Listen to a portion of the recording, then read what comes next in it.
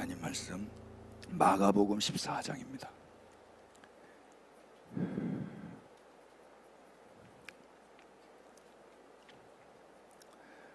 우리 53절부터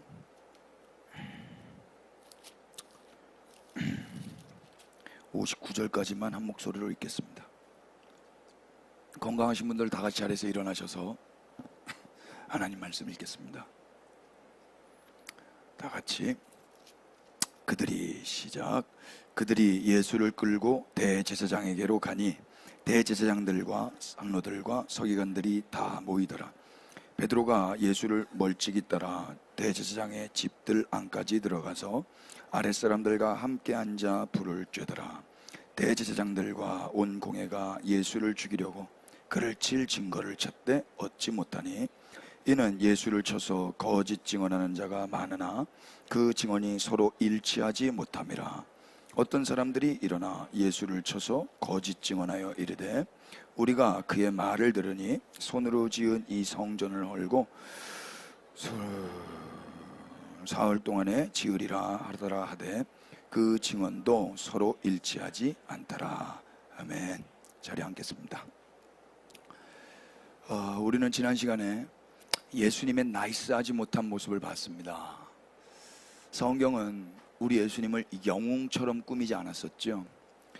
성경은 그래서 여느 위인전과는 다른 책이었습니다.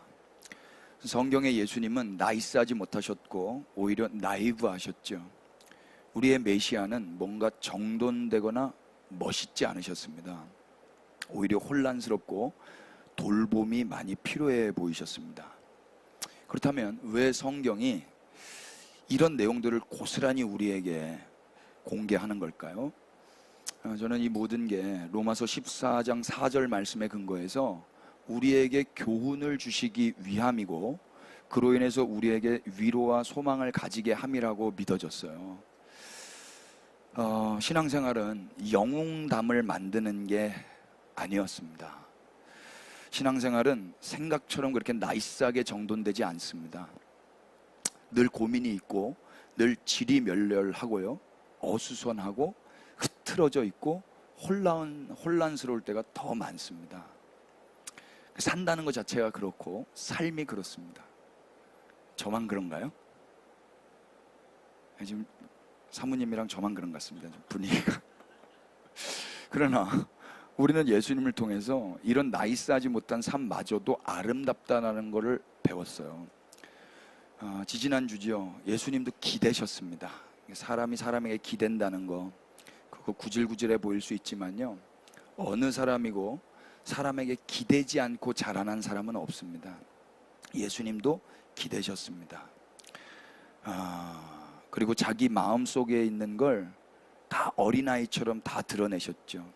내가 고민하게 되었고 그래서 죽게 되었으니 제발 어디 가지 말고 내 눈앞에 여기 있어 달라고 그렇게 당부하시잖아요. 더 멋있게 침묵하지 않으셨다라는 게 저에게는 엄청난 위로였고 은혜였어요. 예수님도 고민하셨어요. 죽을 만큼 고민하셨고 숨이 쉬어지지 않을 만큼 고민하셨어요. 여러분, 기독교인은 공황장애 오면 안 되나요? 기독교인은 우울증 걸리면 안 돼요? 예수님도 거의 공황장애였어요. 살아있기 때문에 당연히 그럴 수도 있고요, 사람이기 때문에 그럴 수 있는 겁니다.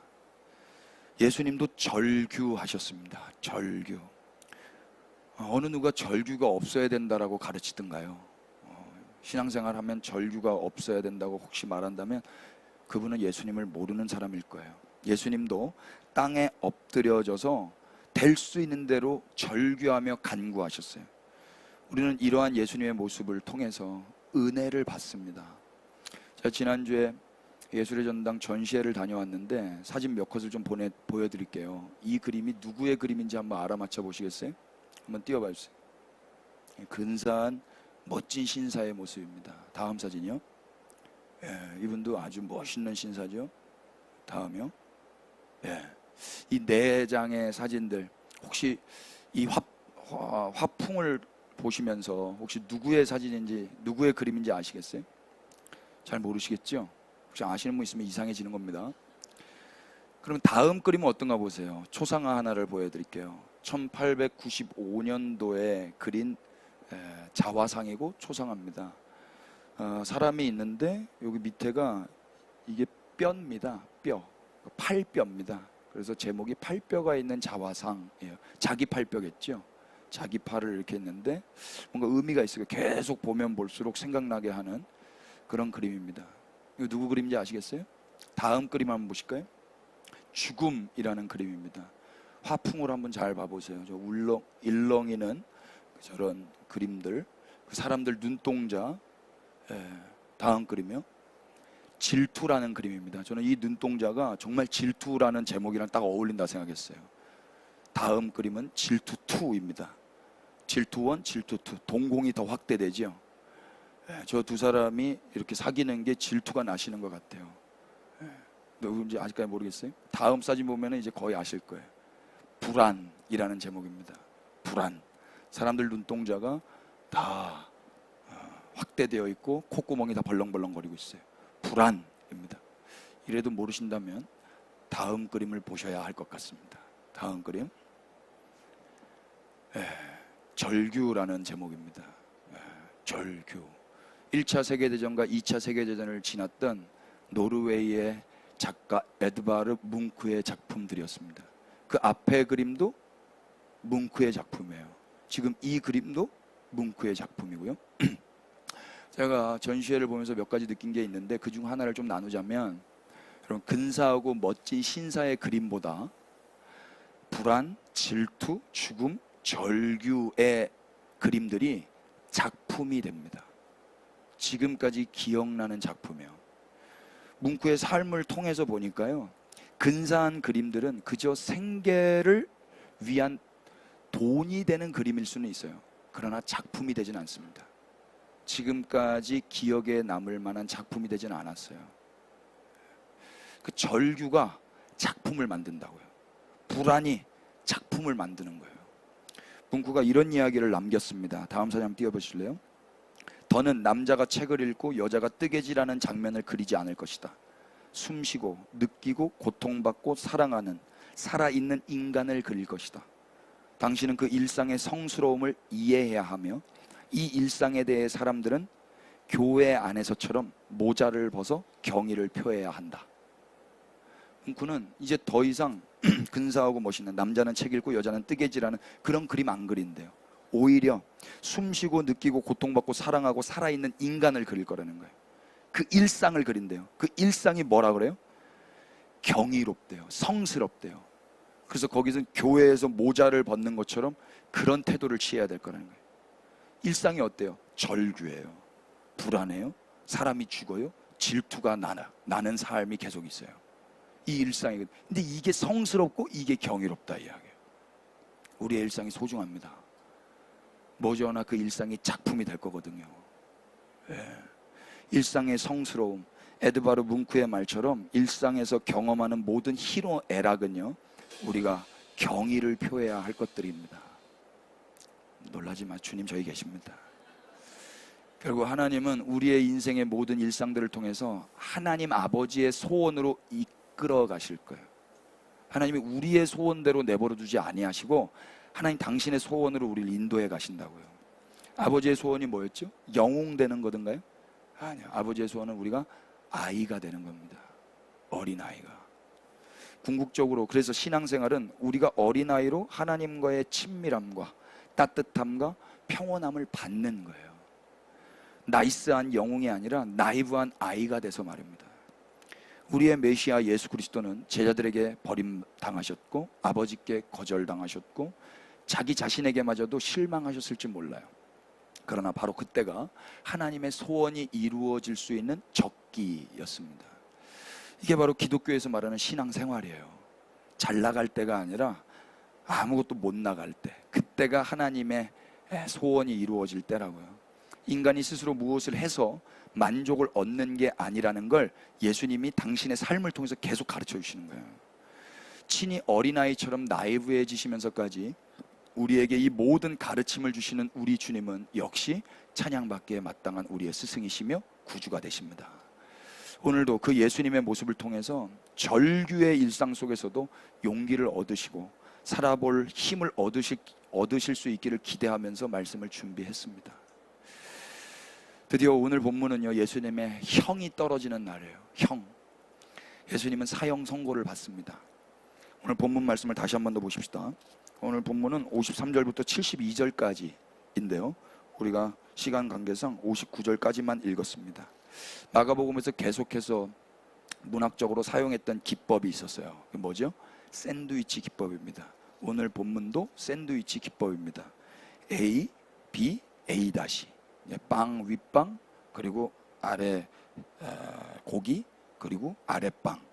윗빵은 53절부터 59절까지고요. 아랫빵은 66절부터 72절까지예요. 가운데 메시지는 60절부터 65절까지입니다. 샌드위치 기법을 통해서 우리가 배운 게 뭐죠? 핵심은 가운데다 이야기해요. 가운데. 이걸 염두하시면서 먼저 A 파트를 좀 보십시다. 53절입니다. 한번 다 같이 읽어주십시오. 그들이 시작.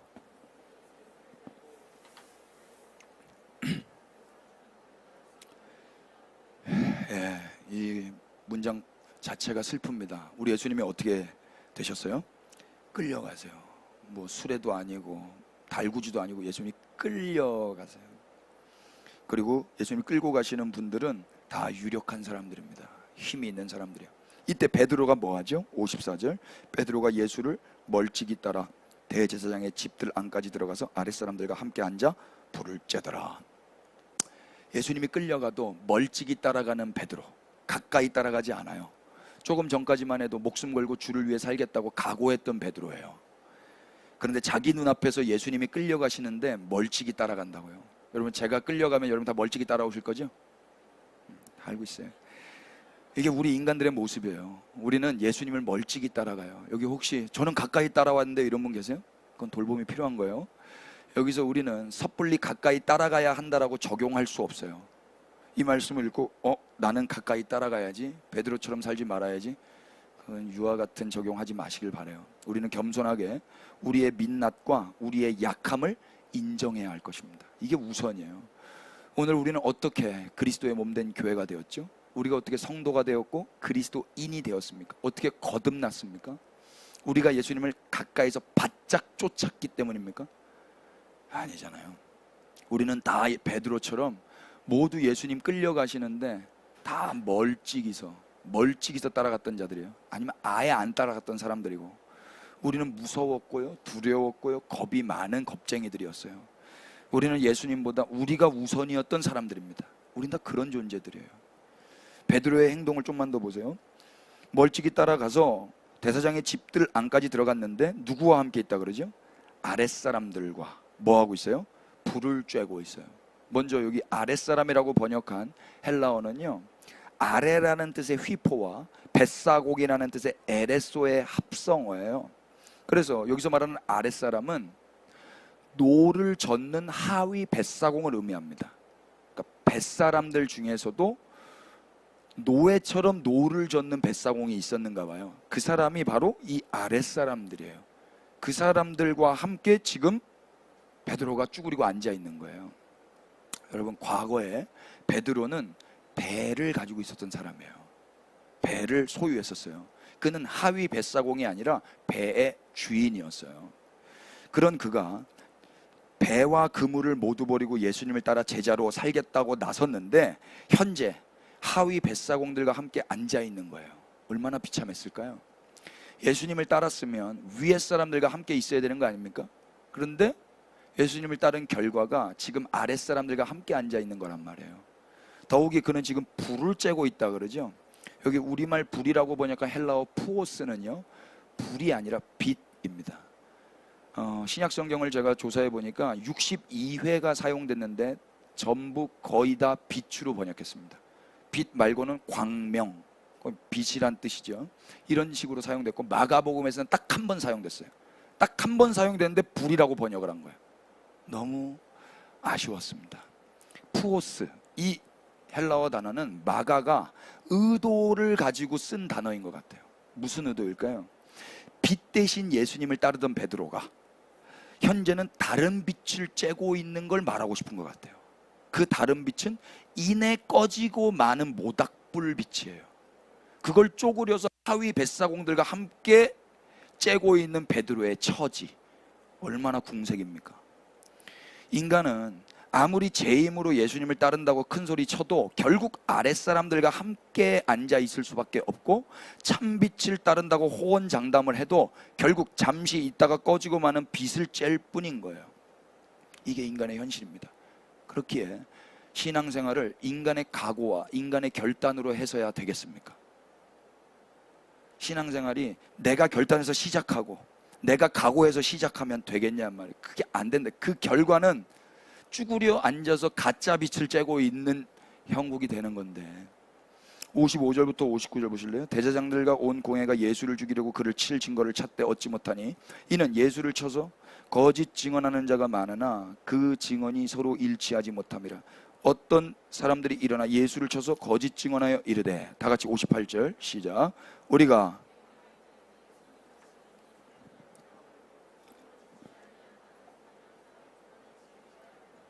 계속 그 증언도 서로 일치하지 않다.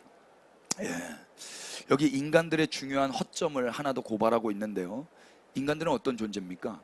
일치되지 않은 증언을 하는 존재예요. 사람이 다 그렇습니다. 그러니까 왜냐하면 사람은 잘 듣지 않아요. 그리고 들은 것도 기억하지 않아요. 선택적 청각이에요. 내가 듣고 싶은 것만 들어요.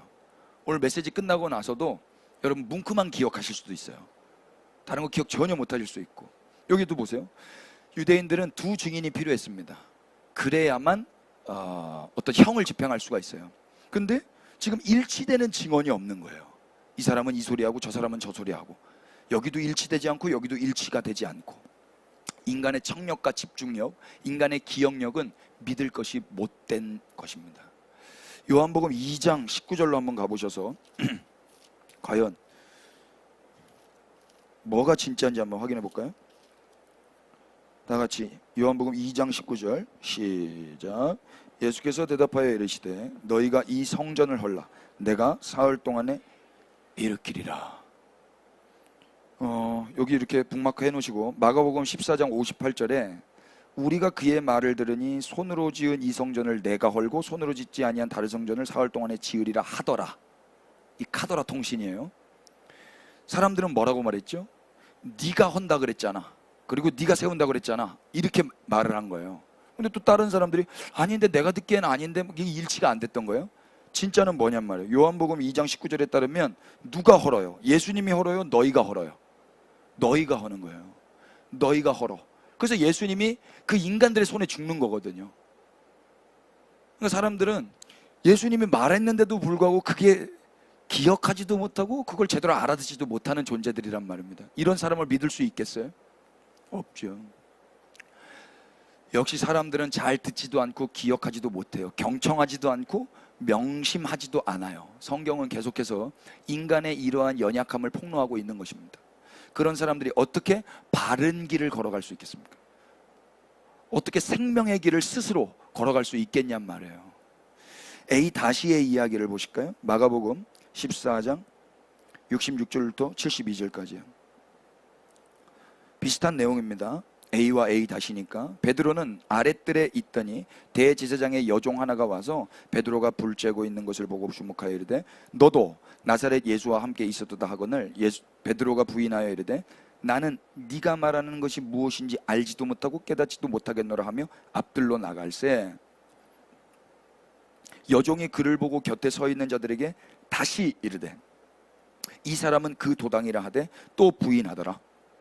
조금 후에 곁에 서 있는 사람들이 다시 베드로에게 말하되 너도 갈릴리 사람이니 참으로 그 도당이니라. 71절 시작. 그러나 저주하며 맹세하되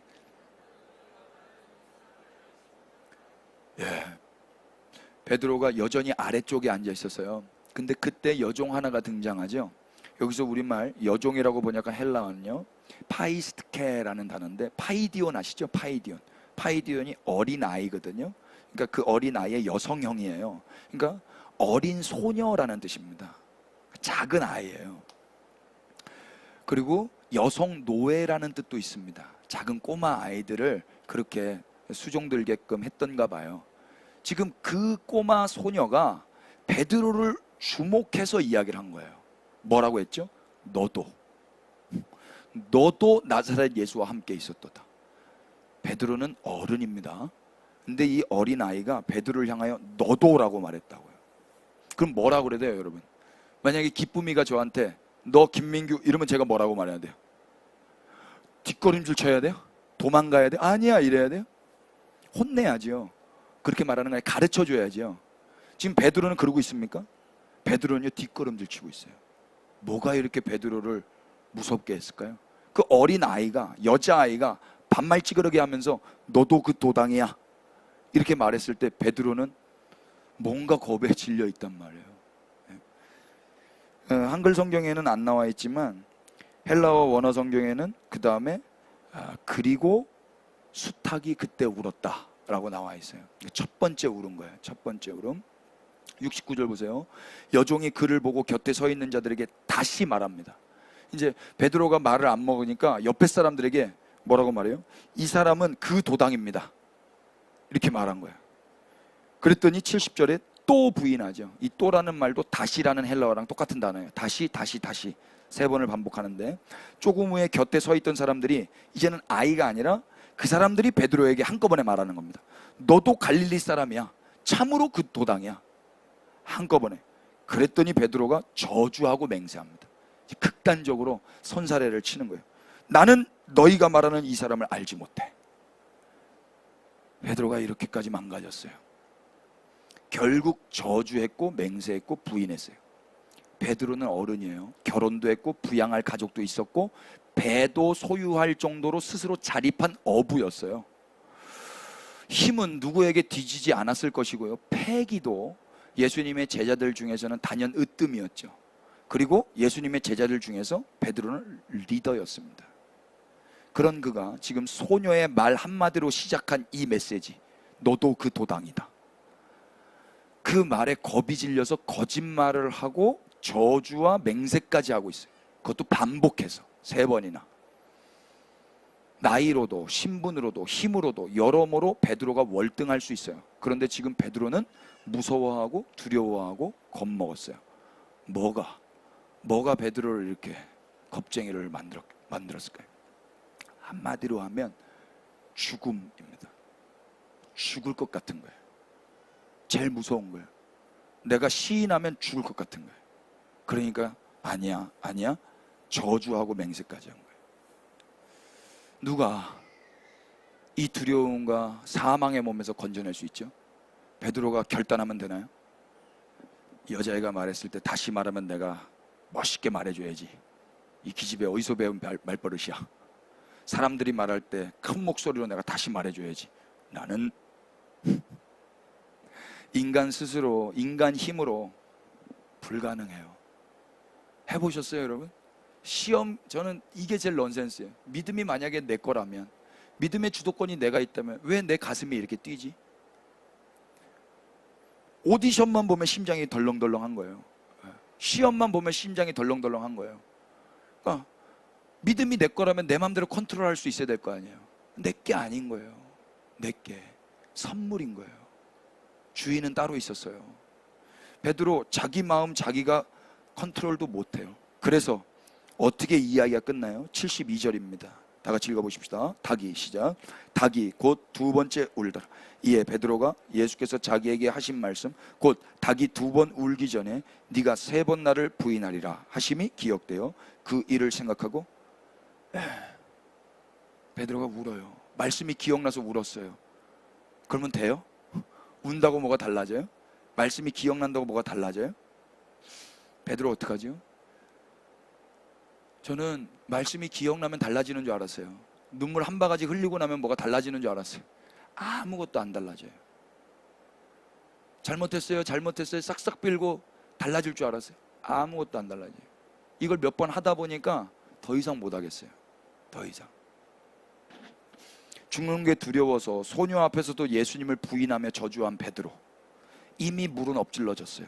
베드로는 예수님께 하지 말아야 할 몹쓸 죄를 졌어요. 이제 베드로의 인생은 어떻게 됩니까? 우리 베드로는 어떻게 되는 거예요? 이 베드로가 어떻게 되느냐가 오늘 우리에게 엄청난 중요한 거기 때문에 우리는 이걸 잘 풀어나가야 됩니다. 이 해답을 알기 위해서는 샌드위치 속을 먹어야 됩니다. 그 B파트를 그래서 확인해 봐야 되는데 60절 보십시다. 한번 읽어주세요. 대제사장이, 시작. 대제사장이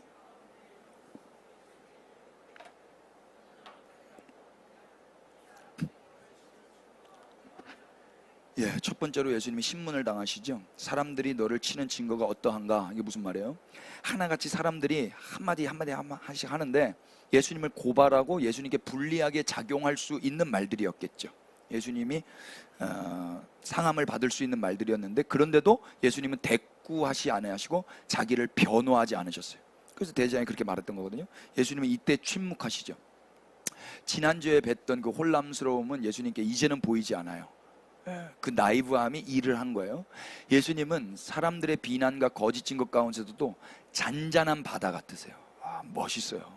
이제부터 예수님 멋있으신데, 그리고 이제 대제사장이 또다시 질문을 해요. 61절이에요. 침묵하고 아무 대답도 아니하시거늘 대제사장이 다시 물어 이르되 네가 찬송받을 이의 아들 그리스도냐? 우리가 계속 찬양했던 거예요. 네가 주의 이름으로 오시는 이냐? 네가 메시아냐? 네가 하나님의 아들이냐? 그때 예수님 뭐라고 그래요? 62절 다 같이 읽어볼까요? 시작.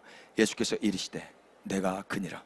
인자가 권능자의 우편에 앉는 것과 하늘 구름을 타고 오는 것을 너희가 보리라. 내가 그니라 그랬어요. 대문자 히예요. 예수님이. 예수님이 야훼가 되십니다. 요한복음엔 더 적나라하죠. 내가 처음부터 말하여 온 자니라. 내가 그인 줄 믿지 아니하면 너희가 심판받는다 그래요. 요한복음에서는. 예수님이 그 말을 했어요. 내가 그니라. 그리고 뒷구절이 뭐예요? 다니엘서 7장의 말씀이에요. 다시 한번 찾아볼까요? 다니엘서 7장. 예전에 한번 했는데 이건 제리메 때의 말씀이 아니라 그랬습니다. 기억나시는지 모르겠어요. 다니엘 7장 13절 13, 14절 내가 시작. 내가 또 밤 한상 중에 보니 인자 같은 이가 하늘 구름을 타고 와서 옛적부터 항상 계신 이에게 나아가 그 앞으로 인도되며. 딱 이 구절이에요. 이 구절을 인용하신 거예요. 유대인들은, 대제사장은 당연히 이 다니엘 말씀 알았겠죠. 그러니까 여기서 구름을 타고 온다라는 건 재림의 때 여기로 온다라는 게 아니라 하나님께로 간다는 거예요. 하나님께로 가는 거. 그래서 우리가 마가복음 요 앞에 마지막 이야기를 하면서 그건 이제 시대적 종말에 대한 이야기가 아니라 십자가를 통해서 예수님이 통치권을 가지시는 장면이라고 말했었습니다. 기억나세요? 지금 그 말씀을 하고 계시는 거예요. 그래서 14절 그에게 권세와 영광과 나라를 주고 모든 백성과 나라들과 다른 언어를 말하는 모든 자들이 그를 섬기게 하였으니 그의 권세는 소멸되지 아니하는 영원한 권세요 그의 나라는 멸망하지 아니할 것이니라. 아멘. 이 인자 같으신 분이 그 통치권을 받는 거예요. 그 왕권을. 그 말을 한 거예요. 내가 유일하게 하나님과 같이 앉을 수 있는 자란다. 내가 그니라. 하나님이 나에게 그 통치권을 주셨단다. 내가 그니라. 이 말을 듣자 대제사장이 어떻게 해요? 다시 본문을 넘어오시면 대제사장이 자기 옷을 찢으며 이르되 우리가 어찌 더 증인을 요구하려. 두 증인이 있어야 되는데 두 증인 필요 없는 발설을 하신 거예요. 야, 이거는 얘 볼 거 없다. 얘 완전 또라이다. 이렇게 돼버린 거예요. 옷을 여러분 옷 찢어 보셨어요? 제가 일부 예배 때 잠깐 이야기했는데 우리 집사람이랑 결혼하고 신혼 때 너무 답답해가지고 대화가 안 돼. 대화가. 우리 집사람은 지금도 말이 없는데 그때 더 거의 벙어리셨어요. 그 리바이스 티, 그 회색 티 입고 있었는데 너무 답답해가지고 옷을 찢었어요. 옷을 찢었는데 여기 시보리만 남고 이건 찢어지고 엄청 웃겼어요. 목만 남은 거 상상해 보세요. 그러니까 옷을 찢었다는 게 얼마나 화가 나죠. 진짜 화가 많이 났었거든요. 그 옷을 찢으니까 또 울어. 아무 말도 안 하고 울어. 더 화가 나는 거예요. 말을 해줬으면 좋겠는데 요즘엔 말씀 잘해주셔서 감사합니다. 그래서 이제 뭐라 그래요? 64절 그 신성모독 하는 말을 너희가 들었도다. 너희는 어떻게 생각하느냐 하니 그들이 다 예수를 뭐에 해당하는 자? 사형에 해당하는 자로 정죄했어요. 죽어 마땅한 놈입니다. 죽어 마땅한 놈입니다. 증인 더 필요 없습니다. 죽여도 됩니다. 다 이게 동의가 됐어요. 그러자 65절 다 같이 읽어볼까요? 시작. 어떤 사람은 그에게 침을 뱉으며 그의 얼굴을 가리고 주먹으로 치며 이르되 선지자 노릇을 하라 하고 하인들은 손바닥으로 치더라. 정죄가 딱 떨어지자 침이 날라오고 주먹이 날라오고 손바닥이 날라오는 거예요. 정죄가 딱 떨어지자. 죽여도 돼. 얜 죽일 놈이야. 왜 이렇게까지 예수님이 수모를 당하셔야 하는 거죠? 왜? 이게 지금 B파트거든요. 이거에 대한 답은요, 이사야서를 봐야만 돼요. 이사야서 50장으로 가보세요.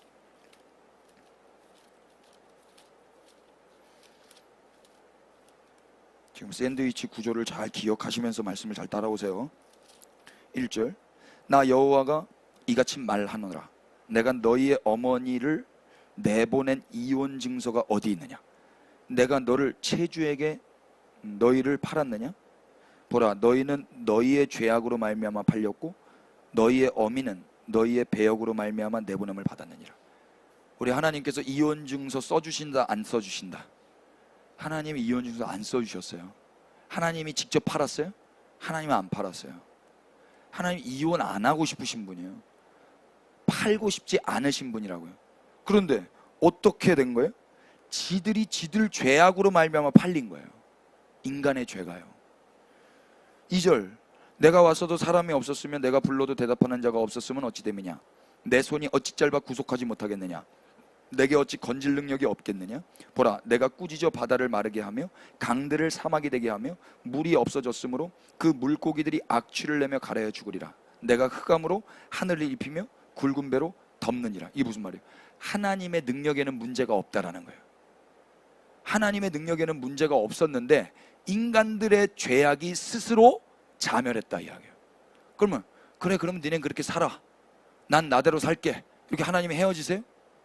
하나님 안 헤어지세요. 그래서 4절이 있어요. 주 여호와께서 학자들의 혀를 내게 주사 나로 곤고한 자를 말로 어떻게 도와줄 줄을 알게 하시고 아침마다 깨우치시되 나의 귀를 깨우치사 학자들 같이 알아듣게 하시도다. 우리가 이거 대표 기도로 많이 했고 들었어요. 학자의 혀를 주옵소서, 학자의 귀를 주옵소서. 여기서 학자라고 번역한 히브리 말은요, 리무드예요. 리무드는 라마드에서 온 거예요. 라마드는 이렇게 생긴 알파벳이에요. 이게 지팡이처럼 생겼는데 이게 교육하다라는 뜻이에요. 가르치다. 그래서 리무드는 제자라는 뜻이에요. 그러니까 학자는 내가 스스로 공부하는 느낌이 강하잖아요. 제자는 피교육생인 거예요. 교육을 받는 자예요. 그래서 제자라고 번역하는 게 훨씬 더 나아요. 그러니까 뭐예요? 주 여호와께서 제자의 혀를 내게 주사 곧 나로 곤고한 자를 말로 어떻게 도와줄 줄을 알게 하시고 아침마다 깨우치시되 나의 귀를 깨우치사 제자들을 같이 알아듣게 하시도다. 왜 이렇게 하시는 거예요? 이 제자들을 통해서 곤고한 자를 도와주게 하시려고. 이스라엘이라는 사람들 중에 제자가 아무도 없어요. 하나님의 말씀을 듣고 기억하고 행동할 수 있는 제자가 이스라엘 중에 아무도 없었다고요. 이사야 당시에도 그렇고 예수님 당시에 예수님의 제자들 중에 누구 하나 제자다운 놈이 있었습니까? 수제자라는 베드로가 나는 주를 위해서 생명도 바치겠습니다 했던 제자였는데 그 제자도 지금 예수님을 부인하고 도망가고 있지 않습니까? 어느 제자가 제자다워요?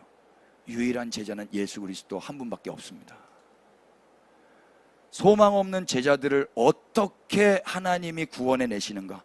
유일한 제자 되신 예수 그리스도를 통해서 소망 없는 제자들이 구원을 받는 것입니다.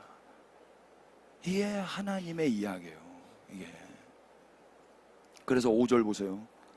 주 여호와께서 나의 귀를 여셨으므로 내가 거여가지도 아니하며 뒤로 물러나지도 아니하겠다. 유일하게 귀가 열린 제자는 예수님 한 분밖에 없는 거예요. 그래서 물러나지 않는 거예요. 베드로는 물러나죠. 도망가죠. 부인하죠. 예수님은 물러나지 않으세요. 6절은 다 같이 읽어볼까요? 나를 시작.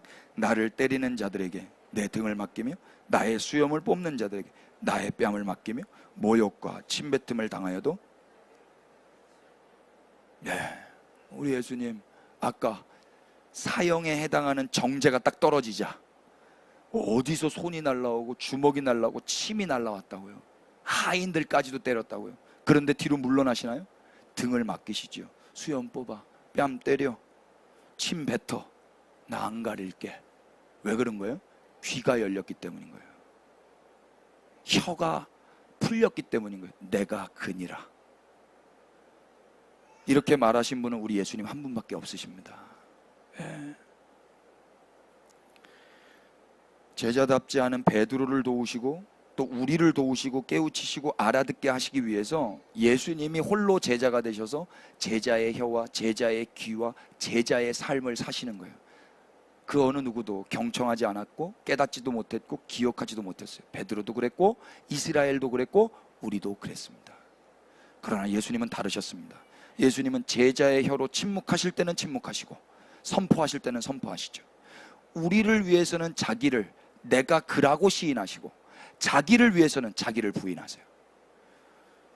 5절에 주 여호와께서 나의 길을 여셨으므로 내가 거여가지도 아니하며 뒤로 물러나지도 아니하며 나를 때리는 자들에게 내 등을 맡기며 나의 수염을 뽑는 자들에게 나의 뺨을 맡기며 모욕과 침뱉음을 당하여도 내 얼굴을 가리지 아니하였느니라.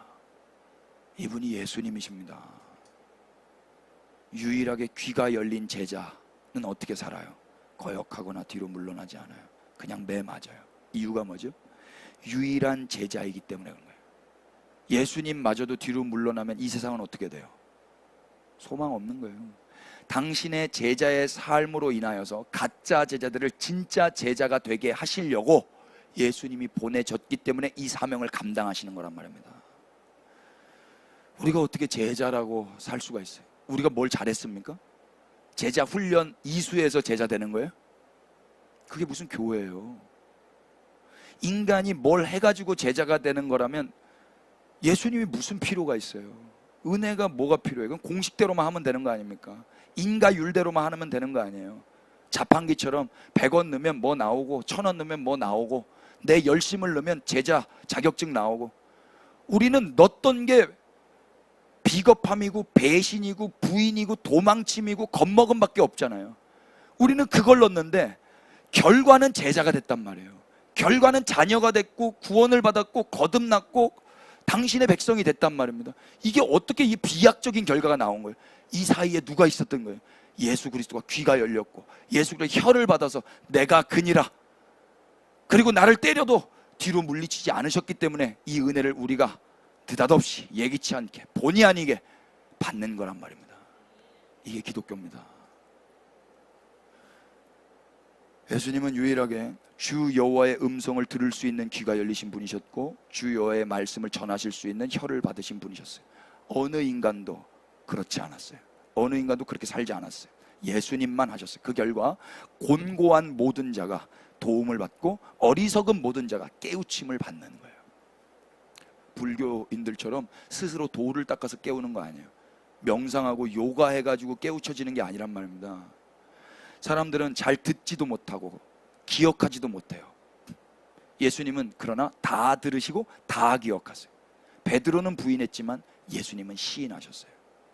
그로 인해서 곤고한 무지한 사람들은 도움과 깨우침을 받을 수 있었던 거예요. 성경은 이걸 대조로 보여주고 있는 거예요. 자, 질문해 볼게요. 베드로의 실패는 스스로 만회할 수 있을까요? 없을까요?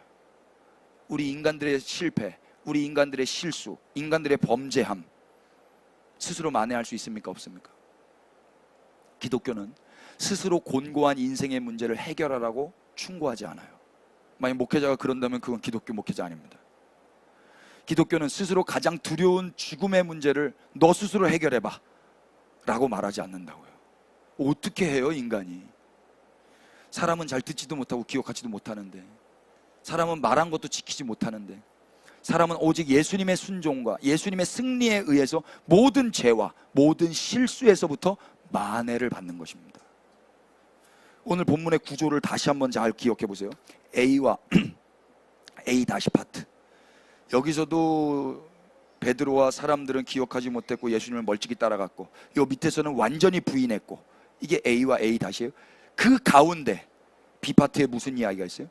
예수님이 귀가 열려서 매를 맞고 혀가 풀려서 내가 그니라 라고 말한 게 있다고요. 이 사이에 있는 거예요. 이 사이에. 이 가운데 있다고. 그러니까 뭡니까? 예수님은 범죄하는 인간들 가운데서 순종하시는 거예요. 부인하는 인간들 가운데서 충성을 다하시는 거라고. 이게 십자가예요. 그래서 로마서에서 뭐라고 이야기해요? 십자가는 우리가 아직 죄인 되었을 때 하나님께서 아들을 죽이심으로 자기의 사랑을 확증해 보이셨을 뿐만 아니라 하나님과의 관계를 정상화시켰다라고 그러죠. 그러니까 우리가 아직 죄인 되었을 그 사이에 일을 이루시는 게 하나님의 능력이란 말이에요. 하나님은 우리가 실패 가운데서 예수님을 통해서 의를 이루시는 거예요. 실패 가운데서. 그러니 우리의 실패는 끝입니까? 끝이 아닙니까? 네, 여기도 끝이고 여기도 끝인데 보란듯이 이 가운데서 예수님이 일을 해버리시잖아요. 실패는 끝이 아닌 거예요. 이게 바로 십자가가 우리에게 증언하고 있는 거란 말입니다. 십자가는 죽음이잖아요. 그럼 죽음이 끝입니까? 십자가 부활을 통해서 죽음이 끝이 아니었네를 우리는 이미 알고 있는 사람들 아닙니까? 죽음도 끝이 아니라면 뭐가 두렵습니까? 베드로는 이걸 몰랐기 때문에 죽을 것 같아서 예수를 부인한 거 아닙니까? 누가복음 22장으로 가셔서 좀 더 극적인 장면을 좀 확인해 보십시다.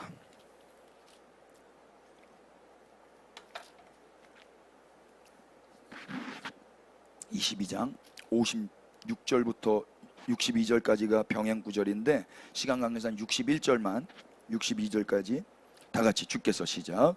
주께서 돌이켜 베드로를 보시니 베드로가 주의 말씀 곧 오늘 닭 울기 전에 네가 3번 나를 부인하리라 하심이 생각나서 밖에 나가서 61절에 보니까 주께서 돌이켜 베드로를 보셨어요.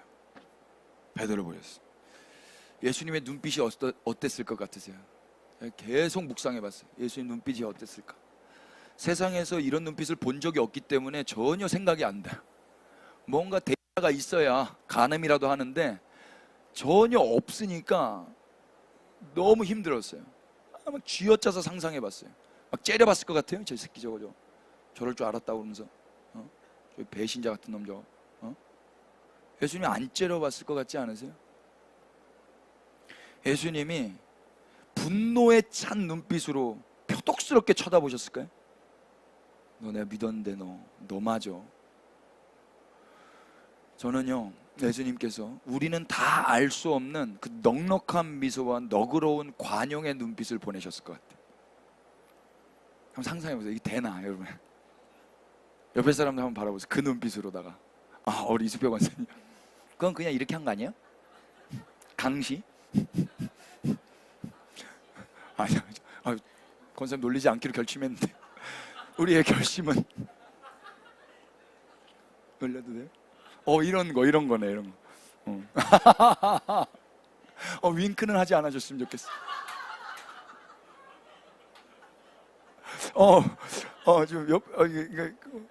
지금 강소로 자매가 1부 예배 드리고 지금 3부 예배까지 앉아 있어요? 왜 그런 거예요? 집에 왜 안 가는 거예요? 1부 예배 드렸는데. 깜짝 놀랐어요. 예수님이 베드로한테 윙크까지는 아니더라도 넉넉하게, 여러분 그거 아시죠? 그 애들이 엄마 아빠 눈빛만 보더라도 이게 하루가 달라지잖아요.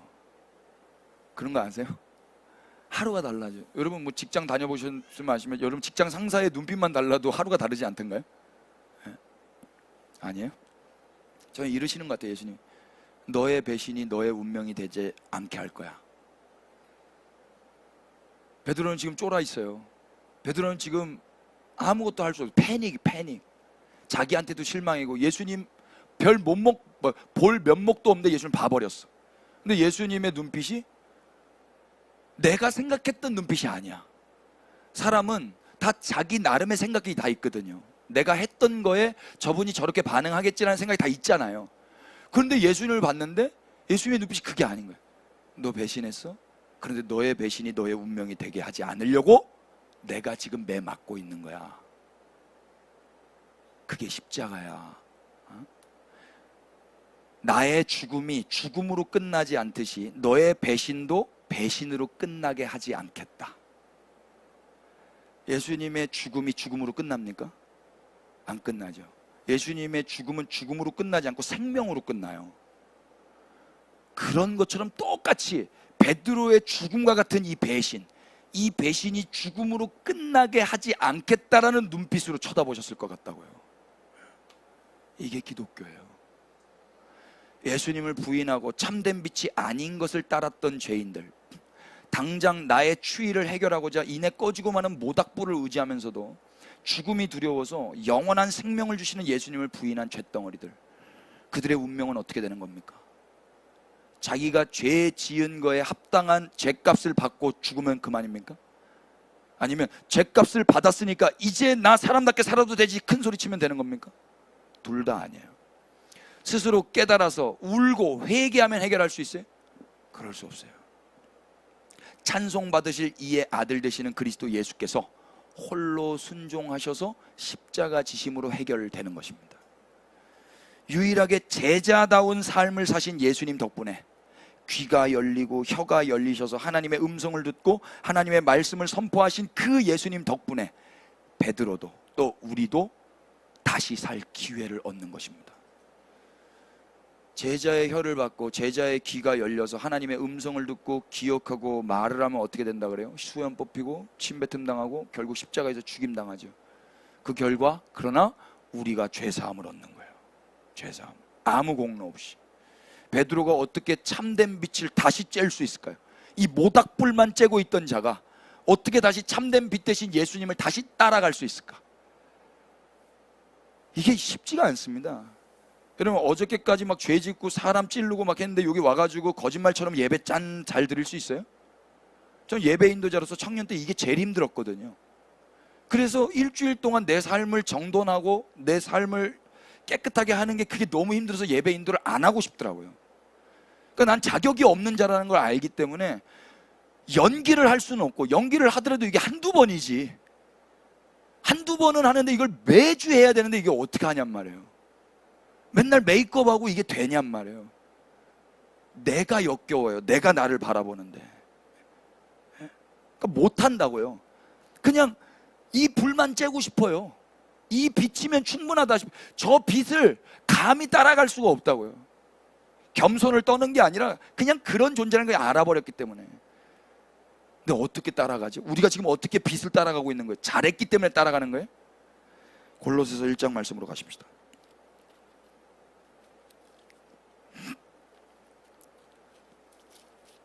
12절. 우리로 하여금 빛 가운데서, 이 빛이 푸었습니다.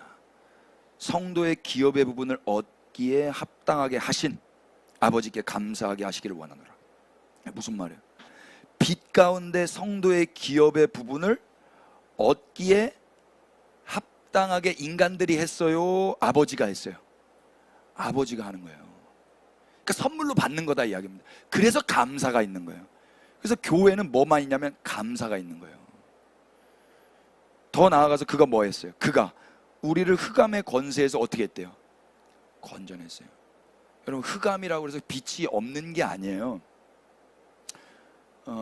하늘에 하나님이 보셨을 때 우리가 말하는 하늘은 땅입니까? 하늘입니까? 지금 이 하늘이 하늘이에요? 땅이에요? 땅이죠? 이건 땅이에요. 하늘에 하나님이 보시기에 이건 땅이라고요. 그럼 흑암이라고 해도 그 안에 빛이 있어요? 없어요? 빛들이 있다고요. 근데 그걸 하나님 보시기에는 흑암이라고 하는 거예요. 지금 베드로가 쬐고 있는 거 빛이잖아요.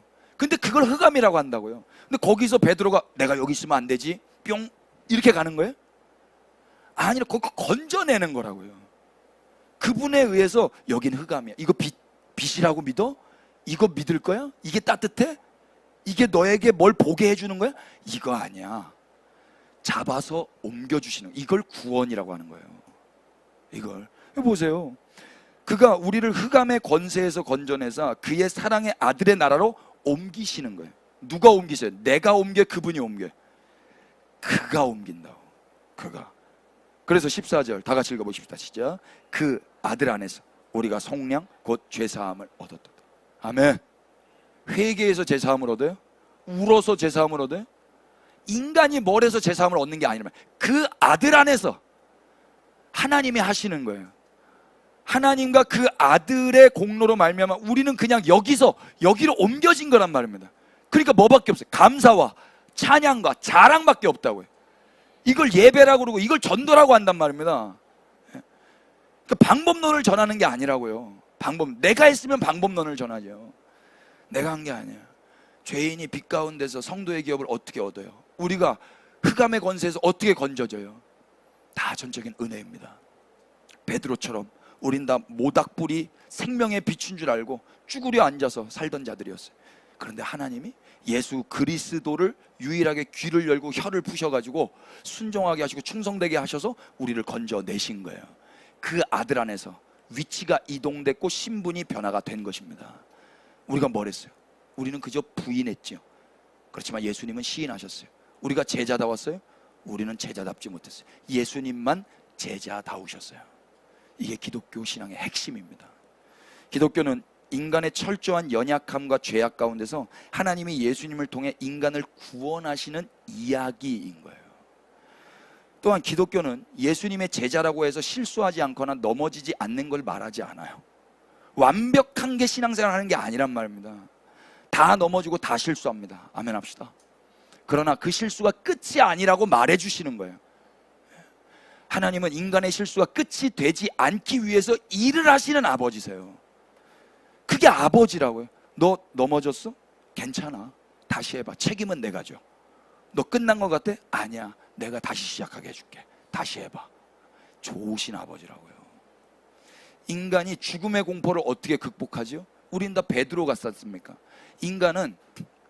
하나님은 인간의 죽음마저도 끝이 되게 하지 않으셨어요. 죽음도 끝이 아니라면 그 죽음이 우리에게 공포와 두려움이 될 수 있겠어요? 이게 끝이 아닌데 오히려 설렘이 될 수도 있죠. 기대가 될 수도 있죠. 이 패러다임의 시프트를 하나님이 역사하시는 거란 말입니다. 이제 비로소 그래서 우리는 이 하나님의 역사 안에서 자유라는 거, 평강이라는 거를 누리게 되는 거예요. 내가 뭘 해서 획득한 게 아니고 선물로 누리는 거예요. 우리는 그저 실수하고 실패한 자들이에요. 우리는 예수님을 부인한 자들이에요. 그러나 예수님은 그런 우리를 위해서 십자가를 지신 분이세요. 책을 한 권 소개하죠. 칼바르트가 다 못 썼어요. 13권을 쓰고 돌아가셨는데 다 못 썼다는 거예요. 이게 지금 800페이지예요, 여러분. 이거 발등에 떨어져가지고 멍들 뻔했어요. 골절 날 뻔했어요. 이거 제가 우리 나은영 집사님이 선물로 해주셨는데, 선물이니까 읽긴 읽어야 되는데 글자가 너무 조그매요. 너무 말씀을 많이 하시는데 거기서 보석과 같이 한 구절을 찾았어요. 한번 읽어볼게요. 그는 순종하는 백성이 아니라 반항하는 백성을 선택한다. 좀 독특하신 분이에요, 이분요. 그는 그에게 무언가 줄 것이 있는 백성을 선택하는 것이 아니라 그로부터 모든 것을 받아야 하는 백성을 선택한다. 그는 자기 자신을 위하여 이 백성의 반항 아래 고발당하기를 선택한다. 그러나 스스로 그들이 저주 아래 고난당함을 치욕과 또한 이 치욕 뒤에 따르는 죽음을 선택한다. 그는 소요를 일으키는 자들과 원수들로 괴로움을 당하고 그리고 그들이 마땅히 당해야 할 몰락까지도 스스로 감수한다. 왜 이렇게 하는 거야? 귀가 열렸기 때문에. 이분만 제자이기 때문에. 이래야만 부인하고 실수하고 죽음 가운데 있는 자들이 새 생명을 얻을 수 있기 때문에. 그러니 이제 우리는 어떻게 살아야 돼요? 실수와 실패의 연속, 부인과 부인의 연속 가운데 내 스스로 이 문제를 해결해 보겠다고 달려들면 되겠습니까? 낙심만 더 클 거예요. 성공해도 실패고 실패하면 당연히 실패고, 성공하면은 지잘난 맛에 살고요, 실패하면 또 자괴감에 빠져가지고 또 예배당도 안 나와요. 아직도 과거의 그 기억 속에서 자기를 미워하며 괴로워하며 살면 되겠습니까? 베드로가 나는 예수님을 부인한 자야, 나는 사람도 아니야, 그냥 나는 쓰레기야, 방가나 그냥 소주만 먹고 살면 되겠냔 말이에요. 그 기독교 신앙 아닙니다. 유퀴즈에 출연했던 서울대학교 뇌인지과학자 이인하 교수님께서 이런 말을 하더라고요. 제가 캡처를 했는데, 기억이 뭔가? 기억은 뇌인지과학적으로 미래를 위한 것이래요. 과거를 붙잡기 위한 게 아니래요. 근데 대체로 인간들은 기억을 통해서 과거에 붙들려 있죠. 그래서 맨날 이불킥 하잖아요. 근데 이 기억은 미래를 위해서 필요한 거라는 거예요. 미래를 위해서. 베드로의 그 부인했던 기억들, 그거는 과거를 붙잡아야 되겠습니까? 미래를 위해서 다시 재창조돼야 되겠습니까? 미래를 위해서. 동일하게 우리 역시 주님 앞에서 못난 짓, 몹쓸 짓 기억나는 거 있으세요? 말하지 마세요. 서로 피차. 불편해져요. 그게 원수가 하는 일이 뭐예요? 너 참소하는 거잖아요. 너 네가 이러고도. 근데 복음은 뭐라고 그래요? 미래를 위해서 가래는 거예요. 과거에 어떠한 수치와 실패, 실수와 부인을 했다 하더라도 이미 예수님은 이 일들마저도 당신의 십자가 안에서 다 선하게 이루실 수 있는 분이세요. 그럼 이제 미래를 준비하며 살아야 되지 않겠습니까? 그러니까 속지 말라고요. 예배당 와가지고 과거를 맨날 씻는데 허송세월 보내지 말라고요. 과거에 붙들려서 이 과거를 내 힘으로 만회해 보려고 신앙생활 하는 게 아니란 말입니다. 거기에 예수님을 이용하는 게 신앙생활 하는 게 아니라고요. 베드로가 예수님을 부인할 때 베드로를 도우셔서 베드로가 부인하지 않게 하시고, 부인하는 베드로를 부인하지 않도록 예수님이 붙들어 주시든가요? 아니요. 예수님 그냥 내버려 두세요. 왜 그래요? 이 과거의 수치와 실패마저도 베드로에게 유익하기 때문에, 또 이것마저도 선하게 인도하실 수 있기 때문에 그냥 내버려 두신다고요. 저는 예전에 내가 술 먹는데 왜 당신은 나에게 천둥번개를 안 칩니까? 내가 이랬다니까요. 내가 안 먹으러 가면 되잖아요. 하나님 살아계시면 지금 빨리 벼락이 떨어져야죠. 내가 술 못 먹게 내 손을 잡아야죠. 제가 이렇게 못된 기도를 했어요. 하나님 다 내버려 두세요. 여러분, 잘해서 한 것보다요, 잘 못해서 한 게 훨씬 더 신앙생활에 유익한 거 아세요? 잘하는 사람들은요 점점 재수가 없어져요. 잘 못한 사람은 점점 겸손해져요. 잘 못했는데 계속 잘못하면 진짜 그것도 돌봄이 많이 필요한데, 저는 이게 달라지는 기미가 좀 보였으면 좋겠긴 한데, 그러니까 아시죠? 어떤 사람인지. 미치겠어요. 그러니까 또 모든 것을 통해서 하나님은 선한 일을 하실 수 있는 분이십니다. 그걸 확인해 보십시다. 누가복음 22장. 이쯤에서 끝냈으면 참 여러분도 좋고 저도 좋을 뻔했는데 몇 구절 더 있으니까 좀만 인내심을 가지시고. 저 양평 갔다 왔는데요. 양평에서 한 4시간 했는가 봐요. 근데 계속 말씀 찾자 그러니까 처음에는 이게 성경 소리가 다 들리잖아요. 저랑 같이 소리가 들리는데 마지막 되니까 소리가 안 들려. 또 찾아? 찾아. 막 이런 느낌으로다가 지금도 소리가 잘 안 들렸어요. 일부 예배 때도 소리가 잘 안 들렸는데 이것만 그래 빨리 열어줘 막 이런 느낌으로. 31절 누가복음 22장 31절 32절입니다. 한번 찬찬히 읽어보세요. 시몬아 시작. 시몬아 보라, 사탄이 너희를 밀가부르듯 하려고 요구하였으나 그러나 내가 너를 위하여 네 믿음이 떨어지지 않기를 기도하였노니 너는 돌이킨 후에 네 형제를 너무 충격적인 말씀 아니에요? 시몬아 예수님이 하신 말씀이에요. 보라, 사탄이 너와 우리 제자들을 밀가부르듯 하려고 내게 요구했다라는 거예요. 얘 줘. 이렇게 원수가 그랬다는 거예요. 그러면 예수님은 어떻게 해야 돼요? 우리 생각으로는 사탄 이놈의 새끼 떠나갈지어다 이래줘야 될 거 아니에요. 예수님 그래요 안 그래요? 안 그래요. 그래서 넘어간 거 아닙니까? 베드로도 넘어갔잖아요. 다 넘어간 거잖아요.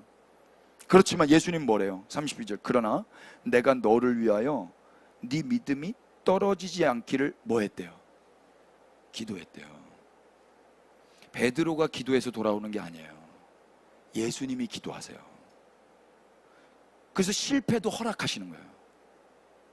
실패도 허락하시는데 실패 허락하실 때 예수님은 뒤에서 뭐 하고 있냐면 기도하세요. 여기 떨어지다라고 번역한 헬라 말이 에클레이포인데요. 이게 실패하다란 말이에요. 떨어지다란 말이에요. 나 대학 떨어졌어. 실패했어. 이 말이잖아요. 베드로는 실패했어요. 그런데 예수님은 너가 너의 실패가 실패가 되지 않도록 내가 기도할게. 나는 그냥 실패하면 그냥 끝난 줄로 생각하잖아요. 근데 예수님이 너의 실패가 실패가 아니라고 내가 기도할 거야. 그러면 이제 어떻게 돼요? 너는 돌이킨 후에, 이 돌이키다라는 말이요, 회개하다라는 말이 아니에요. 복귀하다라는 말이에요. 돌아오다라는 말이에요. 베드로가 그 아래쪽에서 불 쬐고 있었던 베드로였어요. 예수님 멀리 따라갔던 베드로. 그 베드로가 어떻게 다시 빛 가운데 예수님 가까이에서 쓸 수 있어요? 어떻게 복귀할 수 있냔 말이에요. 염치가 있지. 인간이 염치가 있잖아요. 못 돌아와요. 교회에서 여기서 막 쌍욕하고 싸웠어요? 나가서 딴 교회 가지 여기 못 온단 말입니다. 그렇지 않아요? 다 그냥 뭐 분위기 그냥 나름대로 괜찮으니까 다음 주에도 오고 다다음 주에도 오는 거지, 여기서 막 똥 싸고 쌍욕하고 막 이렇게 다음 주에 올 수 있어요? 못 온다고. 염치가 있지. 베드로 염치가 있지. 예수님이 어떻게 가까이 있어요? 예수님이 기도하셨어요. 그래서 복귀가 가능한 거예요. 우리 인간들 어떻게 복귀가 가능해요? 예수님이 지금도 살아서 기도하고 계십니다. 성령께서도 말할 수 없는 탄식으로 우리를 위하여 간구하고 계십니다. 돌아왔으면 이제 뭐 해야 돼요? 내가 돌아왔으니까 잘난 척 해야 돼요? 아니요. 여기 보세요. 네 형제를 굳게 하라. 형제 세워. 형제 세울 때 스파르타처럼 하면 돼요? 나처럼 해. 막 잘난 척 하면 되냔 말이에요. 뭘 가르칠 게 있어요? 은혜밖에 없어요. 은혜밖에. 그러니까 이런 선생님들이 좋지 않습니까? 맨날 공부가 제일 쉬웠어요. 이런 선생님 좋아요, 여러분? 그거 하면 되지. 그거 몰라? 이런 게 좋냔 말이에요. 못 가르쳐요. 그런 사람들은 천재라서. 천재는 왜 뚝딱이기 때문에 그냥 알아요. 그냥 되는 거예요. 그런 사람들 못 가르친다니까요. 누가 잘 가르쳐요? 나도 그걸 몰랐는데 그걸 알면서 풀었던 사람, 그 사람을 공감하면서 잘 가르쳐 준단 말이에요. 착하게 살았던 사람들은 설교를 잘 못해요. 몰라, 우리 같은 죄인의 심정을. 그러니까 복음이 필요 없어. 그런 사람은 잘 가만히 있어도 착해. 그런 사람들은 예수님 없이도 그냥 법 없이도 살 사람들이야. 우리는 예수님 없으면 그냥 지옥이에요, 여러분. 장로님 너무 세게 아멘하지 마세요. 장로님 훌륭하신 분인데. 저 같은 사람만. 그의, 자 보세요.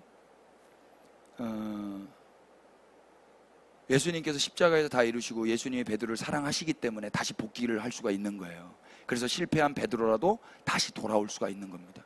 교회는 그런 곳이에요. 그래서 과거에 예수님을 부인했던 베드로라도 다시 형제를 세우는 사역자가 될 수 있는 겁니다. 먼 훗날에 베드로가 어떤 글을 남기는 줄 아세요? 베드로전서 1장으로 가보세요.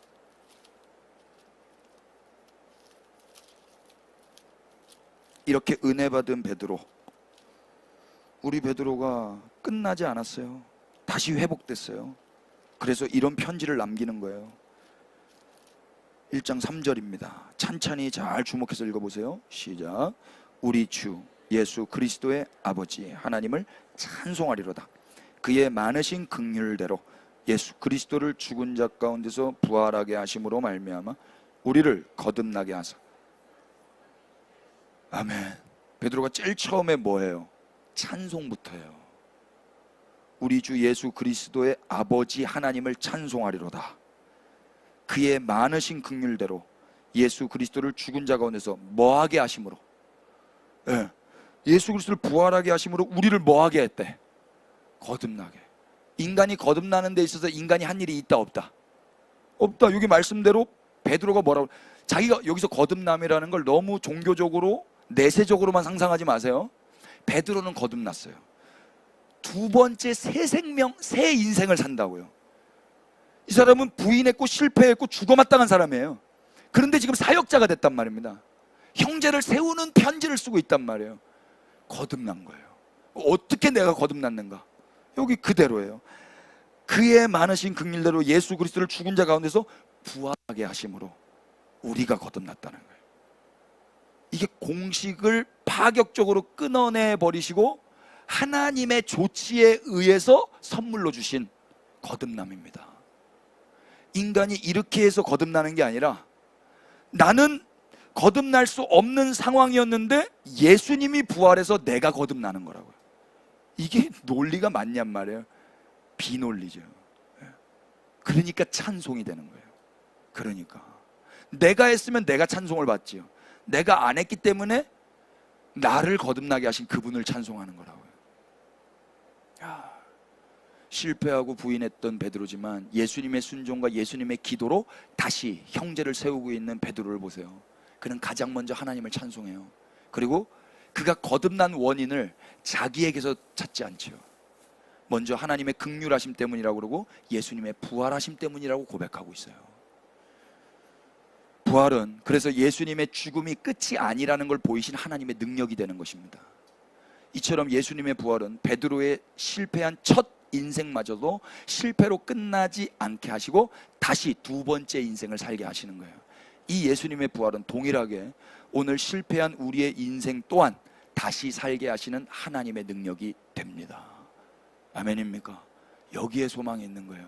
그러니까 과거에 어떤 실수와 실패 가운데 있으셨든지, 어떤 트라우마 가운데 계셨든지, 아니면 지금 죽음 가운데 계신다 할지라도 예수님이 이미 십자가를 지셨고 이미 부활하셨음이 믿어지시기 바랍니다. 그러니까 나에게서 찾는 게 아니에요. 나를 주목하는 게 아니라 그분을 바라보는 거예요. 이게 기독교예요. 마지막으로 책 한 권만 띄워주세요. 로안 윌리엄스의 하나님이 함께 하신다라는 것인데요, 부활이 뭔가? 부활은 하나님이 존재하실 뿐 아니라 우리 또한 그러함을, 그러니까 부활을 통해서 하나님이 존재하시네를 알게 되죠. 하나님이 하셨네, 하나님이 살아계시네, 또한 우리도 사네, 우리도 존재하네를 알게 돼요. 그리고 우리에게는 목적과 운명이 있음을 이야기한다. 이게 부활이에요. 부활은 역사적 사실입니다. 그 말은 뭐예요? 나 살아있어. 원수는 말할 거예요. 너 죽었잖아, 너 병 걸렸잖아, 너 실패했잖아, 너 또 죄졌잖아, 넌 죽은 자야. 이 소리가 계속 들릴 수 있어요. 그런데 예수 그리스도의 부활이 우리에게 뭘 계속 말해주고 있는 거예요? 너 살아있어, 너 살 수 있어, 너 다시 해봐. 너에겐 목적이 있어, 너에겐 운명이 있어. 넌 이렇게 끝날 운명이 아니야. 내가 새 운명을 너에게 다시 주기 위해서 내가 귀가 열렸고 내가 혀가 열려서 제자다운 삶을 사는 거란다. 예수님의 부활을 통해 실수와 실패가 끝이 아니고 죽음 역시 끝이 아니라는 것, 그게 부활을 통해서 나타나는 거예요. 그러니 부디 제발 과거에 붙들려 계지 마시길 바랍니다. 미래를 준비하면서 오늘의 성스러운 일상을 잘 사는 거예요. 불안이 있고 절규가 있고 죽음이 있고 질투가 있다 할지라도 우리는 여전히 존재하는 겁니다. 후회한다고 달라지지 않아요. 회개한다고 달라지는 게 아니에요. 과거의 실수를 스스로 만회하려는데 허송세월 보내지 마세요. 불가능합니다. 이미 거듭나게 하시고 이미 돌아오게 하신 주님을 찬송하면서 형제 세우는 일에 전념하십시다. 이게 바로 오늘 거듭난 우리가 해야 할 일이고 우리의 운명입니다. 기도하십시다. 그리스도 안에서 예수님을 부인했던 우리마저도 선택하신 하나님, 그 하나님 아버지의 크신 긍휼과 사랑에 감사를 드립니다. 우리의 실패가 끝이 되지 않게 하시며 우리의 죽음마저도 끝이 되지 않게 하시는 하나님을 찬양합니다. 다시 거듭나게 하셔서 형제를 세우게 하시는 주님, 더 이상 과거에 붙잡혀 있지 않게 하여 주시옵소서. 스스로 과거를 지우거나 만회하려는데 시간을 허비하지 않게 하여 주시옵소서. 부디 남은 인생 새로운 목적과 영광스러운 운명에 걸맞게 우리 주님 찬송하고 형제를 세우며 당신의 나라를 고대하며 살아가게 하여 주시옵소서. 예수 그리스도의 이름 받들어 기도 올렸습니다. 아멘.